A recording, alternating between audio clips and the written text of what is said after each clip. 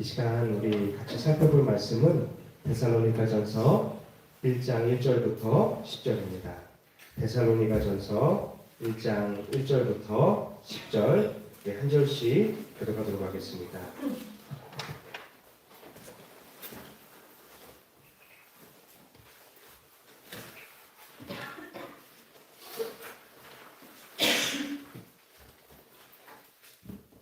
데살로니가전서 1장 1절부터 10절입니다. 한 절씩 교독합니다. 제가 가진 성경으로는 신약 성경 329쪽에 있습니다. 제가 먼저 1절 읽어드리겠습니다. 바울과 실로아나와 디모데는 하나님 아버지와 주 예수 그리스도 안에 있는 데살로니가인의 교회에 편지하노니 은혜와 평강이 너희에게 있을지어다. 우리가 너희 믿음으로 말미암아 항상 하나님께 감사하며 기도할 때 너희를 기억함은 너희의 믿음의 역사와 사랑의 수고와 우리 주 예수 그리스도에 대한 소망의 인내를 우리 하나님 아버지 앞에서 끊임없이 기억하느니 하나님의 사랑하심을 받은 형제들아 너희를 택하심을 아노라. 이는 우리 복음이 너희에게 말로만 이른 것이 아니라 또한 능력과 성령과 큰 확신으로 된 것임이라. 우리가 너희 가운데에서 너희를 위하여 어떤 사람이 된 것은 너희가 아는 바와 같으니라. 또 너희는 하나님 아버지께서 성령의 기쁨으로 말씀을 받아 우리와 주를 본받은 자가 되었으니 그러므로 너희가 마게도냐와 아가야에 있는 모든 믿는 자의 본이 되었느니라. 주의 말씀이 너희에게로부터 마게도냐와 아가야에 있는 빌립뿐 아니라 하나님을 향하는 너희 믿음의 소문이 각처에 퍼졌으므로 우리는 아무 말도 할 것이 없노라. 그들이 우리에 대하여 스스로 말하기를 우리가 어떻게 너희 가운데에 들어갔는지와 너희가 어떻게 우상을 버리고 하나님께로 돌아와서 살아계시고 참되신 하나님을 섬기는지와 또 죽은 자들 가운데서 다시 살리신 그의 아들이 하늘로부터 강림하실 것을 너희가 어떻게 기다리는지를 말하니 이는 장래의 노하심에서 우리를 건지시는 예수시니라. 아멘. 오늘은 하나님의 것을 취하라 라는 제목으로 하나님 말씀을 같이 나누길 원합니다. 예수 그리스도의 사람은 주님으로부터 은혜를 공급받아야만 살아갈 수 있습니다. 은혜롭게 살기 위해서 우리는 하나님의 것을 취하는 씨름을 계속해서 행해 나아가야 합니다. 특별히 오늘 낮에 전해주신 우리 박성원 목사님께서 하나님의 영역이 어디 먼 곳에 있는 것이 아니라 하나님의 백성이 거하는 그곳이 하나님의 나라고 하나님의 영역인 줄로 믿습니다. 그곳에 우리는 부르심을 받았고 거룩한 하나님의 백성답게 그 은혜를 따라서 살아가야 할 줄로 믿습니다. 그러기 위해서는 우리의 힘과 우리의 열심과 우리의 수고가 아니라 주님으로부터 주어지는 그 은혜를 공급받아야 하는 것입니다. 그래서 믿음의 사람들은 끊임없이 하나님의 뜻이 무엇인지 하나님의 것을 깨닫고 취해야 한다라고 우리는 오늘 낮에 큐티를 통하여서 또 어젯밤 집회를 통하여서 우리에게 펼쳐져 있는 우리의 세계관이 중요한 것이 아니라 우리가 하나님의 뜻이 무엇인지 하나님의 세계관이 무엇인지 하나님의 말씀 앞에 우리가 부딪혀서 하나님의 뜻을 붙잡고 살아가는 그 믿음의 씨름을 해야 한다라고 우리는 2박 3일 동안 계속해서 씨름하고 있는 것입니다. 에베소서 6장 10절에서 바울은 에베소 교회를 향해서 이렇게 권면했어요. 끝으로 너희가 주 안에서와 그 힘의 능력으로 강건하여지고, 바로 우리가 독자적으로 살아가는 것이 아니라 주님 안에서 주님의 능력으로 말미암아 강건하여져야 한다라고 선포하고 있는 것입니다. 교회는 머리 대신 예수 안에 있는 줄로 믿습니다. 그래서 바울은 계속해서 성도를 향해서 교회를 향해서 권면하는 것은 예수 안에서 예수의 능력으로 또 성령의 능력으로 강건해야 한다. 너의 능력이 아니라 주의 능력으로 주님 안에서 살아가야 한다라고 선포하고 있는 것입니다. 그러면서 바울은 에베소 교회를 향해서 무슨 옷을 입으라고 했을까요? 누구의 전신갑주? 하나님의 전신갑주를 입으라. 왜냐하면 11절의 말씀에 보면 마귀의 관계를 능히 대적해야 한다는 거예요. 우리가 살아가는 그 삶의 현장이 하나님의 영역이고 하나님의 나라이고 또 하나님의 관점 속에서 살아가기를 원하지만 어둠의 세력들이 우리를 내버려 두지 않잖아요. 어둠의 세력들이 관계로 끊임없이 우리를 꿰어 넘어뜨리려 하고 미혹하게 만들고 또 영적으로 우리가 믿음으로 살아가지 못하도록 흔드는 일들이 많이 있잖아요. 그래서 바울은 에베소 교회를 향해서 그 마귀의 관계를 대적하는 삶을 살아야 하는데 그것을 위해서 우리는 하나님의 전신갑주를 입어야 한다는 거예요. 하나님의 사람으로서 하나님의 전신갑주를 입지 못하면 우리는 영적으로 무장하지 못한 사람이 되는 것입니다. 전쟁 가운데 영적으로 무장하지 못하고 싸우면 우리는 넘어질 수밖에 없어요.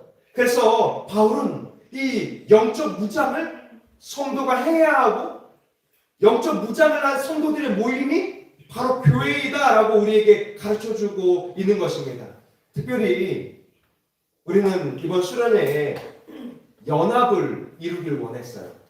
더워드 처치와 또 다산 동행교회와 또 여러 주변에 있는 믿음의 식구들이 함께 모여서 이렇게 주님을 찬양하고 또 주님께 우리의 삶을 드리고 주님께 우리의 시간을 드리는 것을 통해서 주님이 기뻐하시겠구나. 우리가 하나님의 뜻을 붙들어서 믿음의 삶을 살고자 할 때 주님이 이것을 기쁨으로 받으시겠구나.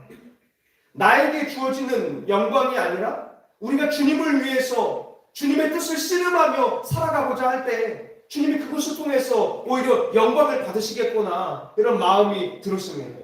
우리가 주님 앞에 말씀을 계속해서 나누는 것처럼 내가 얼마나 은혜를 받을까가 아니라 은혜 받은 우리가 하나님께 어떤 영광을 올리며 살아갈 것인가, 이것을 어제부터 계속해서 우리는 씨름하고 있잖아요. 그것이 바로 교회로 살아가는 삶입니다. 주의 복음을 전함으로 하나님이 기뻐하는 그 귀한 열매를 주님 앞에 올려드리는 삶, 주님께 영광을 올려드리는 삶, 그것이 바로 교회의 삶인 것입니다. 그런데 그렇게 믿음의 삶을 살아가고자 할 때 우리를 방해하는 이 영적 어려움들이 계속해서 우리를 흔들어 댈 것입니다. 그때 바울은 우리에게 권면하기를 복음을 전하되 너희의 힘이 아니라 하나님의 것을 취해야 한다라고 계속해서 설명하고 있는 거예요. 데살로니가전서 2장 2절에 보면 이런 말씀이 있어요. 너희가 아는 바와 같이 우리가 먼저 빌립보에서 고난과 능욕을 당하였으나 주의 교회를 세우기 위해서 믿음의 씨름을 하는 길이 항상 순탄한 길은 아니더라는 거예요. 여러분, 큐티를 하려고 마음을 먹으면 어떤 일이 일어나죠? 큐티를 할 수 없는 분주한 삶이 우리에게 다가오잖아요. 여러분, 깨어서 주님 앞에 예배해야 되겠다라고 생각하면 어떤 마음이 일어나죠? 그것을 회방하는 일들이 많이 있잖아요. 그것만이 아니라 삶의 자리에서 믿음으로 가정을 세워가고자 하고 믿음으로 교회를 세우고자 할 때 어느 순간 보면 우리가 낙심하고 두려워하게 되는 일들을 보게 될 때가 더러 있어요. 사실 어제 김일식 강사님이 우리가 무슨 말을 했느냐가 참 중요하다 이런 얘기를 했잖아요. 근데 제 마음 가운데 뜨끔뜨끔 했거든요. 수련을 준비하면서 박상훈 목사님하고 막 통화하면서 교회 힘든데? 교회 세우는 거 참 힘든 것 같아. 뭔가 내가 할 수도 없는데 해야 하는 거. 근데 해야 하는데 한 만큼 뭔가 길이 보이지 않는 거. 이거 참 힘든데 이거 왜 해야 되지? 이런 불평을 했던 것들이 이렇게 갑자기 너가 어떤 말을 했는지가 중요하다. 이 얘기를 딱 듣는 순간 마음에 확 와닿았거든요. 이처럼 우리의 마음 가운데 주님이 기뻐하시는 뜻을 찾고자 할지라도 주님 앞에 우리의 삶을, 우리의 인생의 영역을 주님 앞에 드리고자 할지라도 그곳 가운데에서 우리에게는 고난이 찾아오고 우리를 흔들어대는 능욕이라 표현되는 모욕적인 일들도 만나게 될 것입니다. 또 이절에 보면 많은 싸움이 하나님의 복음이 전하는 현장 가운데 일어났다라고 말하고 있어요. 특별히 바울은 유대인들과의 갈등, 또 불신자들이, 이방인들이 복음을 거부하는 일들에 대한 여러 고난과 능욕받는 일들이 일어났다라고 설명하고 있습니다. 지금 이 시대에도 이와 다르지 않은 것 같아요. 맞죠? 네. 아멘. 교회 하면 세상의 시선이 어떻죠? 세상의 빛으로 주님이 예수 그리스도의 복음을 증거하라고 교회를 세우셨는데, 교회 하면 이제 더 이상 교회는 거룩한 곳이라는 인식보다는 자기들끼리 똘똘 뭉치는 것, 자기들의 사업을 만들어가는 것처럼 보이는 것, 그리스도인들이라 하면 좋은 인식이 받는 게 아니라 오히려 너희가 세상보다 나은 게 뭐가 있어? 너희가 너희 스스로 옳은 길을 걷고자 하는 것이 아니라 오히려 기도하면서 너희 욕심을 채우고자 하는 삶은 아니니? 너희의 삶의 응답을 받고자 주님을 찾고자 하는 것은 아니니? 이런 세상의 지탄을 받는 것이 지금의 우리의 교회와 또 우리 자신의 모습일 때가 더러 있는 것 같아요. 그런데 바울은 그럼에도 불구하고 이 땅에 주님이 교회를 세우셔서 주의 구원의 방주로 세우셔서 잃어버린 한 영혼을 구원하기를 원한다라고 선포하고 있어요. 특별히 이 데살로니가 교회는 세워진 지 얼마 안 된 교회였어요. 바울이 지금 고린도에서 1년 6개월 동안 목회를 하면서 데살로니가 교회에 이 서신을 보낸 것이거든요. 그때 당시에 데살로니가 교회는 이제 싹트기 시작하는, 이제 복음이 전파되기 시작하는 파릇파릇한 교회였어요. 그런데 바울은 이 데살로니가 교회를 향해서 이런 칭찬을 했습니다. 바로 믿음의 역사와 사랑의 수고가 있었다. 우리 주 예수 그리스도에 대한 소망의 인내가 있었다는 거예요. 여러분, 교회가 작아서, 교회가 시작된 지 얼마 안 돼서 교회의 역할을 못하는 것이 아닙니다. 교회는 예수 그리스도를 사랑하고 예수 그리스도를 경외하는 진실한 그리스도인 하나만 있어도 주의 복음이 그 한 사람을 통해서 우리의 이웃들에게 전파될 수 있는 줄로 믿습니다. 선교사님들이 처음에 선교지에 갈 때 수백 명의 선교사님들이 집단으로 파송돼서 가는 것은 아니잖아요. 한두 분이 가시고 한 가정이 가셔서 5년, 10년, 20년 그곳에서 언어와 문화를 배우고 그곳의 이웃들과 친해지면서 그곳에서 선한 삶을 살아가면서 그들이 마음을 열기 시작될 때 그곳에 한 영혼이 변화되기 시작하고 한 영혼이 돌아오게 되는 역사가 일어나게 될 줄로 믿습니다. 저희 가정에서 동역하고 있는 선교사님 가정이 있는데요. 그분들은 처음에는 아프가니스탄에 가서 예전에 이런 테러가 많이 일어났던 지역이잖아요. 그곳에서 5년에 이르는 시간에 복음을 전했어요. 몇 가정이 전도됐을까요? 주여, 소준이 믿음이 아주 좋아요. 몇 명이 전도됐을까요? 아, 그렇게 될 수 있길 바라요. 아멘. 네, 근데 한 명도 5년 동안 전도하지 못했어요. 그리고 심지어 아프가니스탄에서 온 가족이 추방을 당했어요. 5년 만에. 한 명도 전도하지 못하고. 그리고 나서 간 곳이 아제르바이잔이라는 곳이거든요. 근데 그곳에서도 만일 그 사람이 예수 그리스도의 복음을 전하는 것이 발각되면 바로 이슬람 국가이기 때문에 추방이에요. 또 이 선교사님이 복음을 전해서 한 자매가 예수님을 믿게 되면 이 부족 사회에서 이 자매는 추방당하게 되는 거예요. 그리고 사회에서 일도 할 수 없습니다. 그리고 일가족에 의해서 어느 순간 살인을 당해도 그곳에서는 범죄로 처벌하지 않습니다. 그런데 그렇게 5년 동안 아프가니스탄에서 한 사람도 구원하지 못했던, 한 사람도 주님 앞에 돌아오지 못했던 그 선교사님 가정이 아제르바이잔에서 지금 근 10수년을 복음을 전하면서 저희에게 지금도 카톡으로 기도 편지를 보내올 때 자음만 쓰거든요. 기억, 디귿, 희음, 뭘까요? 기도해 주세요. 이런 식으로 저희에게 온전하게 전도 편지도 쓸 수 없는데 그곳에서 어느 날 몰래 강가에 가서 세례를 침례로 영원히 예수님을 믿고 침례를 하는데 갑자기 경찰이 찾아와가지고 얼른 도망가서 다른 강에 가서 또 침례를 하고, 또 어느 자매는 예수님을 믿는 것 때문에 발각이 돼서 자신의 마을에서 더 이상 살 수 없어서 다른 도시에 이주해서 예수님을 믿게 되고, 이런 일들이 아제르바이잔에서 곳곳에서 일어나고 있고 곳곳에서 가정교회가 세워지고 있다는 소식을 듣게 되었습니다. 그것이 어디에서부터 시작했을까요? 하나님이 한 사람, 한 가정을 예수 그리스도를 믿게 하여 주시고 또 그를 통하여서 주의 교회를 세워가시는 줄로 믿습니다.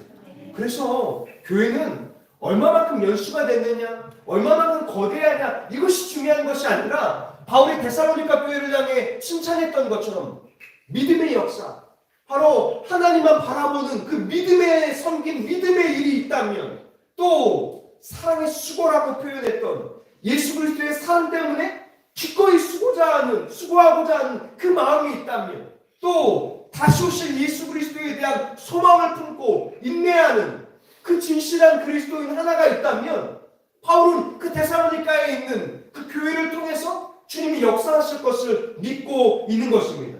그래서 오늘 이렇게 이 데살로니가 교회를 칭찬하고 있는 거예요.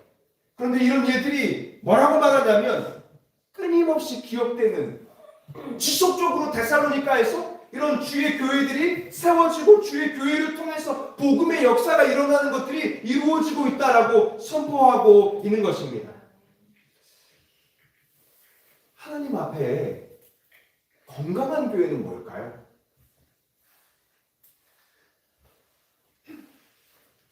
하나님 앞에 진실한 그리스도인으로 살아가는 그 믿음의 사람들이 모여있는 그곳이 바로 건강한 교회인 줄로 믿습니다. 그리고 주님은 그 믿음의 공동체를 통하여서 우리의 사랑의 수고가 헛되지 않도록 주께서 역사하여 주셔서 주의 교회를 통하여서 한 영혼을 구원하여 주실 줄로 믿습니다. 10절은 이렇게 말씀하고 있어요. 또 죽은 자들 가운데에서 다시 살리신 그의 아들이 하늘로부터 강림하실 것을 너희가 어떻게 기다리는지를 말하니. 왜 그런 믿음의 역사를 할까요? 왜 그런 사랑의 수고를 할까요? 왜 그런 예수 그리스도를 소망하며 인내의 삶을 살까요? 바울은 거기에 대해서 10절에 설명하고 있는 거예요. 다시 오실 예수 그리스도를 바라보기 때문입니다. 우리가 살펴본 말씀처럼 하나님을 바라보고 하나님만 소망하고 하나님의 뜻을 구하기 때문에 이런 믿음의 삶을 살아갈 수 있다라고 선포하고 있는 것입니다. 우리 믿음의 식구들이요, 하나님의 것을 취하는 삶이 추상적일 수 있지만 결국 이 요지는 한 줄이에요. 믿음과 소망과 사랑을 갖는 그리스도인이 되어야 한다라고 말씀하고 있는 것입니다. 그러면서 바울은 이렇게 말했어요. 우리의 복음이 말로만 이루어진 것이 아니라는 거예요. 데살로니가전서 1장 5절에 보면 우리 복음이 너희에게 말로만 이룬 것이 아니라는 거예요. 우리의 말은 아무런 힘이 없어요. 그런데 여기 보면 이 하나님의 말씀에 능력과 성령과 큰 확신으로 이루어진다면 주께서는 이것을 통해서 역사하여 주시겠다라고 선포하고 있는 것입니다. 그래서 바울은 나의 복음 전함이 말의 설득력으로 있는 것이 아니다라고 가르치고 있어요. 고린도전서 2장 4절에 보면 내 말과 내 전도함이 설득력 있는 지혜의 말로 하지 아니한다 이렇게 말합니다. 다만 성령의 나타나심과 능력으로 이루어질 것이다. 주의 교회가 주의 말씀을 선포한다면, 주의 성령께서 역사하신다면 교회는 주님의 능력과 주님의 성령의 나타나심이 지속적으로 일어날 줄로 믿습니다. 성도의 삶은 바로 그런 거예요. 여러분, 우리 자신의 말은, 우리 자신의 지혜는 하나님을 바라지 못해요. 저는 요즘 절실하게 느끼고 있거든요. 아, 내가 참 말을 잘 못하는 사람이구나. 내가 참 이렇게 설득력이 좀 부족하구나. 내가 참 좀 급하구나. 테니스 칠 때 이렇게 팍 치는 것처럼 급하구나. 이런 생각들을 많이 느끼거든요.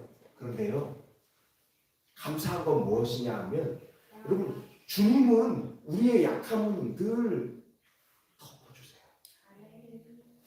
우리가 주님을 향해서 하나님의 뜻을 구하고 하나님의 길을 걷고자 할 때 연약한 우리 가운데 성령의 나타나심으로 역사해 주시고 또 주님의 능력으로 역사해 주실 줄로 믿습니다.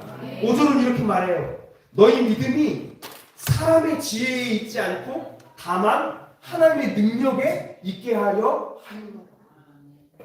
우리가 이 어린 아이들이 같이 예배하는 것 참 아이들 입장에서는 힘듭니다.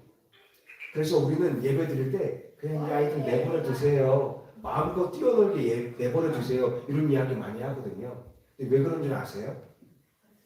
우리의 말의 능력에는 가치가 없지만 우리가 주님 앞에 두세 사람이 모여 예배할 때 주의 성령이 각 사람에게 임하고 계세요. 그리고 교회에 충만하게 임하고 계세요. 그리고 그 성령의 역사가 말씀을 통해 선포될 때 사람의 능력이 아니라 하나님의 능력이 우리 아이들과 우리 성도들과 우리 자신에게 역사해 주실 줄로 믿습니다. 그래서 하나님의 말씀을 향해서 바울은 선포하기를 하나님의 말씀은 무기력하지 않다고 말해요. 주님의 교회는 이처럼 하나님의 말씀과 성령의 역사가 분리되면 교회는 힘을 잃어버릴 수밖에 없어요. 그런데 주님의 말씀과 주님의 성령의 역사가 함께하면 지금 우리가 걸어가는 이 걸음은 어린아이와 같이 아장아장 걸을지 모르지만 어느 순간 주님이 역사하여 주셔서 복음 가운데 우리의 인생을, 우리 가정의 인생을 또 우리의 교회를 든든하게 세워갈 줄로 믿습니다. 그래서 계속해서 우리가 어제 또 오늘 살펴보는 건 그거예요. 자꾸 나의 시선으로 세상을 보지 말자. 나의 생각으로 판단하려고 하지 말자. 내 열심으로 하려고 하면 어느 순간 율법주의자가 된다. 그것이 아니라 주님의 은혜를 따라서 하나님의 마음을 붙들고 하나님의 뜻을 붙들고 이렇게 한 걸음 한 걸음 믿음의 삶을 씨름하며 나아가자라고 선포하고 있는 것입니다. 1장 6절은 이렇게 말해요. 또 너희는 많은 환난 가운데에서 성령의 기쁨으로 말씀을 받았다. 여러분, 우리가 문제가 없어서 말씀을 받는 것이 아니에요. 문제가 없어서 성령의 인도하심을 따라 살아가는 것이 아니에요. 우리 각 사람에게는 또 각자의 가정에는 말하지 못하는 어려움들이 분명히 존재하고 있어요. 어떤 사람에게는 이것이 작아 보일지 모르지만 나에게 너무나 태산과 같은 문제들이 우리 각자에게는 담겨져 있어요. 그런데 주님은 말씀하시기를 환난 가운데에서도 말씀을 붙들고 있다면 성령의 기쁨으로 말미암아 말씀을 받는다면 우리가 어느 순간 주님 닮아가는 자가 될 거라는 거예요. 주님을 본받는 자가 너희가 되었다. 이제 아장아장 걷는 이제 시작한 데살로니가 교회를 향해서 바울은 그런 권면을 하고 있는 것입니다. 신앙의 연수가 중요한 것이 아니라 나이의 연수가 중요한 것이 아니라 진실되게 주님을 얼마나 붙들고 살아가느냐, 그것을 우리에게 묻고 있는 것입니다. 성도는 누구에게 인정을 받아야 할까요? 교회는 누구에게 인정을 받아야 할까요? 하나님. 네. 짠. 맞아요. 바울은 우리가 하나님께 옳다 여기심을 받으면 그뿐이다 이렇게 생각합니다. 데살로니가전서 2장 4절에 이렇게 말해요. 오직 하나님께 옳게 여기심을 입었다. 사람이 우리를 인정해 주는 게 뭐가 중요해요? 우리 자신이 우리의 삶을 만족하는 게 뭐가 중요하겠어요? 우리의 만족이 세상에 꼭 세상뿐만이 아니라 우리의 신앙의 것이라 할지라도 내가 이 정도 신앙생활 했으면 됐지, 내가 이 정도 헌신했으면 됐지, 내가 이 정도 열심히 살았으면 됐지, 내가 이 정도 안정됐으면 됐지, 그게 뭐가 중요해? 그건 사람의 가치 기준일 뿐이잖아요. 그건 아까 뭐라고 말했어요? 무슨 이즘? 휴머니즘. 근데 인본주의가 아니라 뭐라고요? 신본주의. 신본주의는 뭐예요? 사람대요. 누구 앞에서? 하나님 앞에서 살아요. 하나님 앞에서 하나님께 옳다 여기심을 받으면 그뿐이라는 거예요. 우리의 믿음의 삶이, 우리의 가정의 삶이, 우리의 교회의 모습이 하나님 기뻐하는 모습으로 살고자 한다면 하나님 그것을 통하여 영광을 받으신다는 거예요. 그러면서 이렇게 말합니다. 우리가 이와 같이 말함은 사람을 기쁘게 하려 함이 아니요 오직 우리 마음을 감찰하시는 하나님을 기쁘시게 하려 합니다. 우리 수련회의 말씀 가운데 이것을 표현하면 하나님께 영광을 돌리기 위한 삶이로다 이렇게 표현합니다. 그런 믿음의 삶을 살아갈 수 있기를 소망합니다. 바울은요, 우리의 마음을 헤아리시는 하나님을 기쁘시게 하는 교회가 되어야 한다 가르치고 있어요. 스스로 아첨하는 말과 탐심의 말을 쓰지 않았다고 바울은 하나님 앞에 고백하고 있습니다. 그러나 우리가 이 땅에 살기 때문에 자꾸 누가 보여요? 사람이. 사람이 나를 어떻게 평가하는가? 사람이 나를 어떻게 바라보는가? 저도 여기에서 자유롭지 못할 때가 참 많이 있어요. 부끄러운 말이지만 제가 저희 아내한테 몇 주 전에 물어봤거든요. 현정아, 그냥 부목사 아내로 사는 건 어때? 규모가 있는 교회에서 사역한다면 더 큰 인정을 받을 수 있을 텐데 교회로부터 공급되어지는 것이 내 삶을 더 안정되게 만들 수 있을 텐데 여러분 이런 마음들이 우리 안에 부스부스 여러분들 안에 안 들어올까요? 들어오겠죠. 경제적인 고민을 하고 밤늦게 마트에 가서 할인된 식재료를 사려고 씨름하는 내 자신을 바라보면서 내가 좀 이곳에 가면 좀 더 안정될 수 있을 텐데 내가 왜 이러고 있는 걸까? 이런 마음들이 안 밀려올까요? 밀려오겠죠. 하지만 지금 걸어가고 있는 이 길을 누가 주신 걸까요? 강사님 뭐라고 말씀하셨어요? 된 것은 누가 하는 것이다? 하나님. 네. 아멘. 네. 된 것은 하나님. 나를 인도하셨다라고 확신한다면 우리가 어떻게 해요? 사람의 시선이 아니라 내 자신의 평가가 아니라 하나님을 어떻게 하면 내가 기쁘시게 할 수 있을 것인가? 내가 하나님을 어떻게 하면 사모하고 하나님께 영광을 올려드리고 하나님을 위해서 살아갈 수 있을 것인가? 이것을 위해서 하나님께 평가받기 위한 열심이 아니라 주님의 은혜가 너무 커서 나를 십자가에서 구원해 주신 그 은혜가 너무나 감사해서 주님을 사모하고 주님께 영광을 올리는 삶을 살아가기를 원하는 것입니다. 믿음의 식구들이요. 에베소서 3장 17절은 이렇게 말합니다. 그리스도께서 너희 마음에 계시게 하시었고. 여러분 이거 누구에게 지금 한 말이죠? 불신자들에게 한 말일까요? 성도님들에게 한 말일까요? 근데 성도님들의 마음 안에 하나님의 성령으로 말미암아 그리스도 예수께서 계신 것은 당연한 거 아닐까요? 그런데 왜 의도적으로 바울은 에베소 교회를 향해서 다시 한번 권면하고 있을까요? 너무나 당연하게 그리스도 예수께서 우리 안에 거하셔야 하는데 예수님이 거하지 않는 삶을 우리의 삶의 영역에서 살아가고 있는 것은 아니냐? 이것을 우리에게 반문하고 있는 것은 아닐까요? 사도행전에 보면 안디옥 교회를 향해서 이런 표현을 했다고 해요. 그들이 비로소 그리스도인이라 불렸더라. 여러분 그 표현은 굉장히 그 당시에 저속적인 표현이에요. 지금으로 치면 저 예수쟁이들이라 불렸더라. 저 고집불통 예수쟁이들이라 불렸더라. 이런 표현이 안디옥 교회를 향해서 그들이 비로소 그리스도인이라 불렸더라. 이렇게 의미하고 있는 거예요. 왜 그렇게 안디옥 교회가 다른 사람들의 손가락질과 조롱과 능욕을 당하면서까지 예수 그리스도의 사람으로 살고자 했을까요?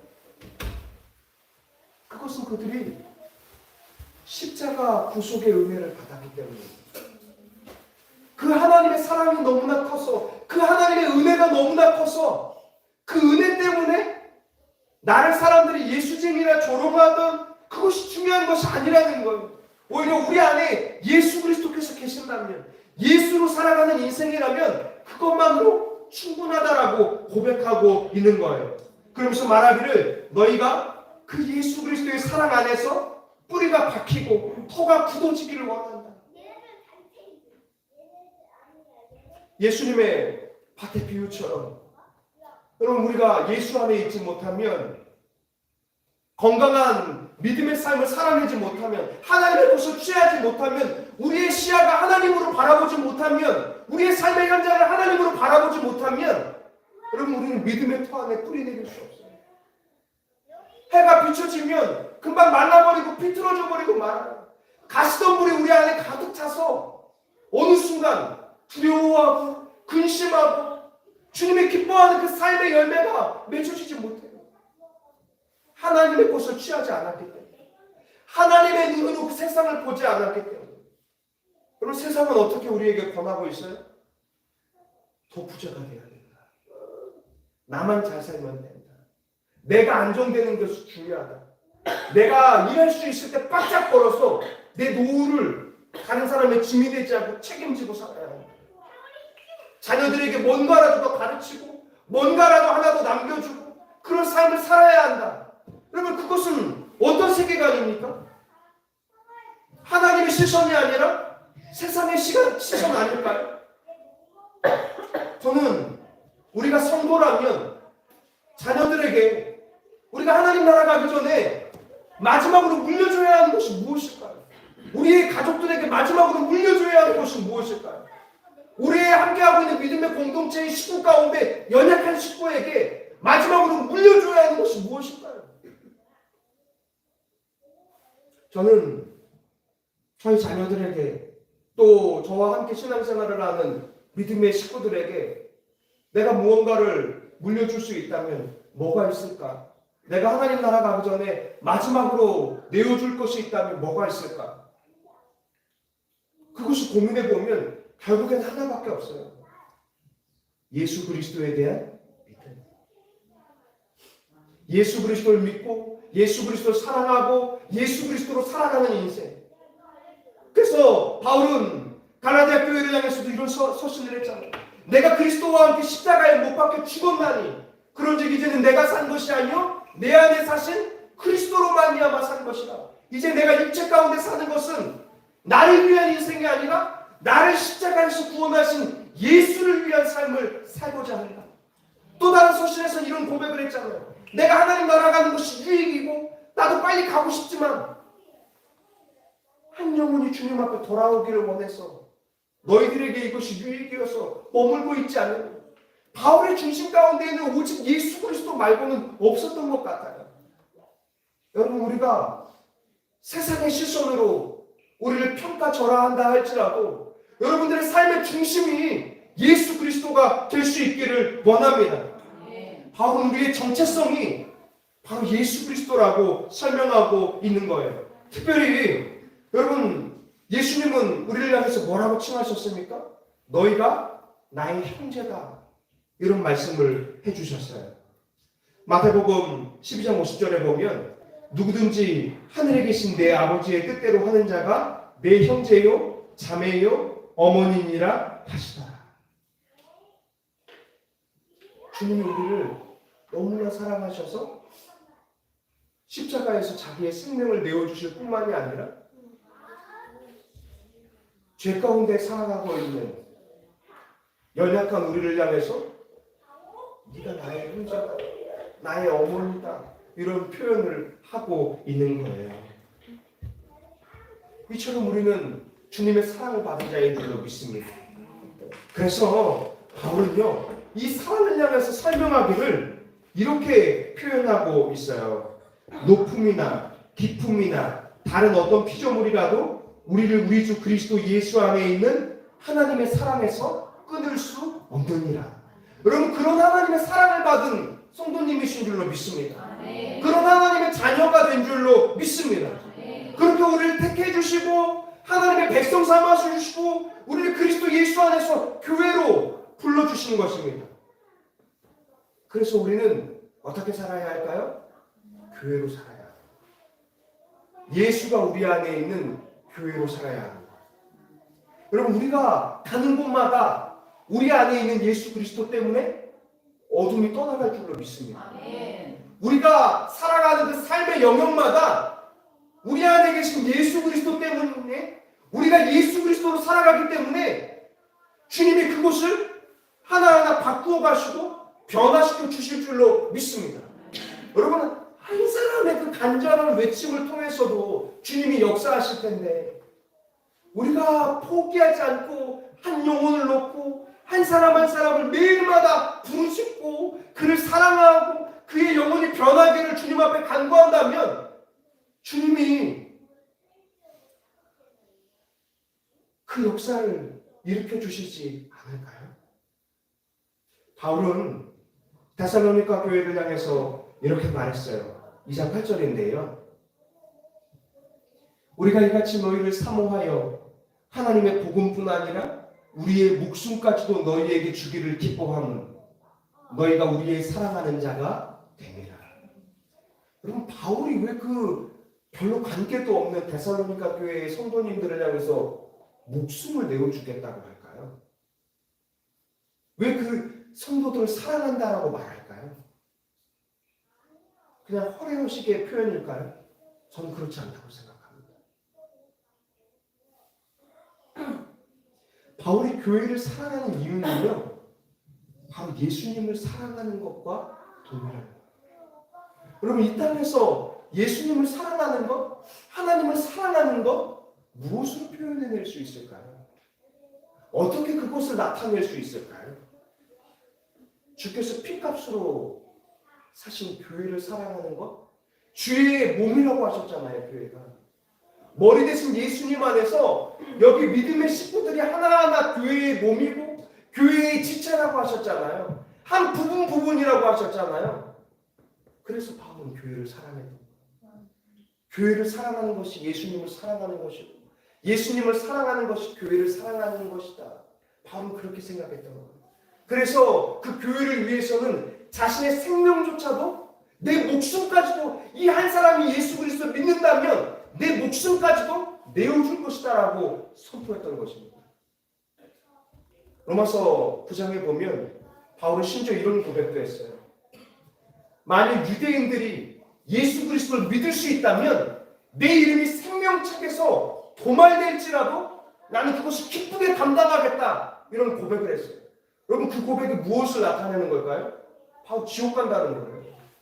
내가 지옥 갈지라도 이 영혼이 구원받을 수만 있다면 내 기꺼이 이것을 감당하겠다, 이런 고백을 하는 거예요. 물론 바울은 알았겠죠.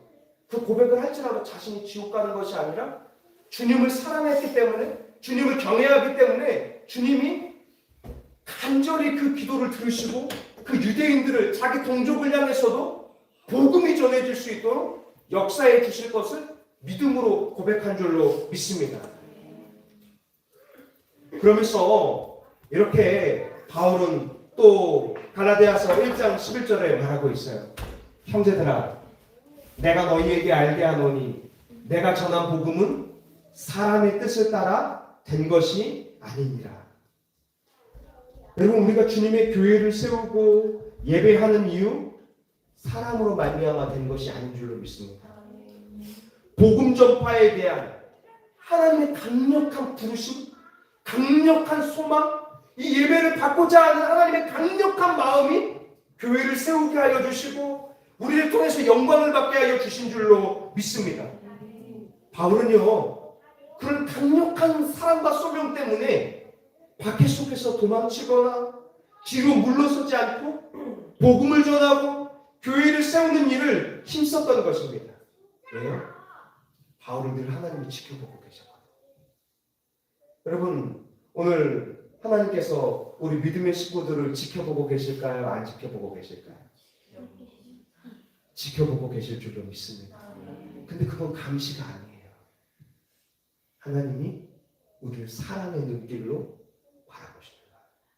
우리 찬양의 가사처럼 낮의 해와 밤의 달이 너를 상치 못하리. 왜요? 하나님은 너를 지키십니다. 하나님의 시선이 늘 우리를 향하고 있고 또 우리를 통해서 영광 받으시길 원하시고 또 우리를 통해서 하나님의 놀라운 언약이 성취되기를 원하시는 것, 또 우리를 통하여서 잃어버린 한 영혼을 구원하기를 원하시는 것, 그것이 바로 거룩한 교회의 부르심인 줄로 믿습니다. 믿음의 식구들이요, 주의 교회가 또 주님의 성도님들이 하나님의 것을 취하여 하나님 보시기에 합당하고 장성한 그리스도인으로 살아가기를 주님 너무나 원하세요. 그래서 데살로니가전서 2장 12절은 이렇게 말합니다. 이는 너희를 부르사 자기 나라와 하나님의 나라와 하나님의 영광에 이르게 하시는 하나님께 합당히 행하게 하려 합니다.